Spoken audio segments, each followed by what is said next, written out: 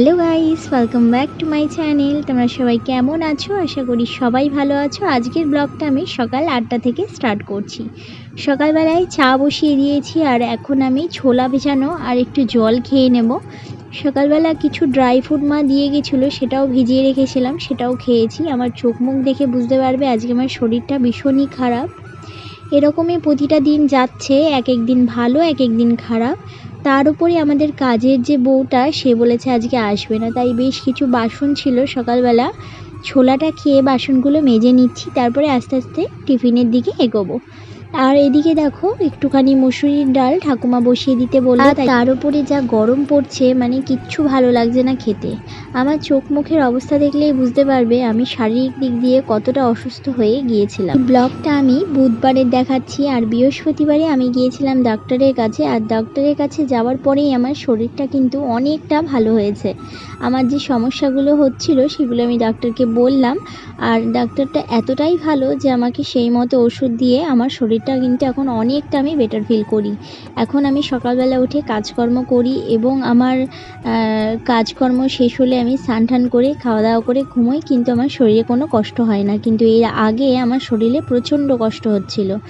আর আমার রয়েছে সুগার, যার জন্য আমার শরীরে প্রচণ্ড উইকনেস ছিল। এখন হয়তো ওষুধটা শ্যুট করে গেছে, তাই জন্য আমার শরীরে অতটা কষ্ট হয় না। তো এইদিকে দেখো ডালটাও হয়ে এসছে প্রায়, এরপর আমি ভাতটাও বসিয়ে দেবো ওই পাশে।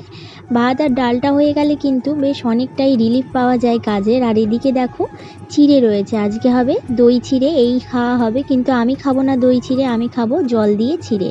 আর বিছানাটা দেখো একদম অগোছালো, আমি গুছিয়ে নিয়ে চলে এসেছি। আমি জল আর চিড়ে নিয়ে নিয়েছি।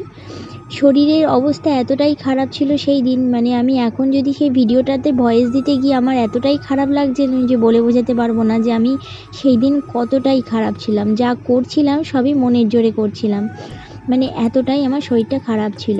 জানি না সবার প্রেগনেন্সিতে ফার্স্ট সেমিস্টারে এরকম সমস্যা হয় কি না। তারপর আস্তে আস্তে উঠে গেলাম ঘর ঝাড় দিতে, কারণ আমাদের কাজের বউটা আসবে না, তাই জন্য আস্তে আস্তে আমি ঘর ঝাড়টা দিয়ে নিলাম। আর তোমরা আমাকে কমেন্ট করে জানাবে ফার্স্ট ট্রাইমাস্টারে এরকম সবার হয় কি না, এরকম কষ্ট, অসুবিধা, বুকে ব্যথা এবং প্রচণ্ড বমি ভাব হয় কি না। আর আমি অনেক ভিডিও দেখেছি যেখানে কিন্তু বলছিল বমি ভাবটা হয়, কিন্তু এতটা কষ্ট কিন্তু আমার পরিচিত লোকেদের হয়নি যতটা আমার হচ্ছে।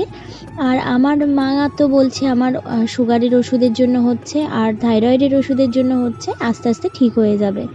তো যাই হোক, কোনো রকমে আমি কাজটুকু করলাম, কিন্তু আজকের দিনে আমি অনেকটা ফিট আছি, কারণ আমি ডক্টর দেখিয়ে এসেছি। আবার 3 মাস পর যেতে হবে ডক্টরের কাছে। তোমরা আমার জন্য অবশ্যই শুভ ভালো কামনা করো, ভালোবাসা দিও, এইভাবে যেন তোমাদেরকে আমি ব্লগ শেয়ার করতে পারি এবং সুস্থ থাকি, ভালো থাকি। এইভাবে আমি সমস্ত কাজগুলোকে কমপ্লিট করে নিয়েছি। আর তারপরে আমি স্নান খাওয়া দাওয়া করে একটা ঘুম দিয়ে নিয়েছিলাম।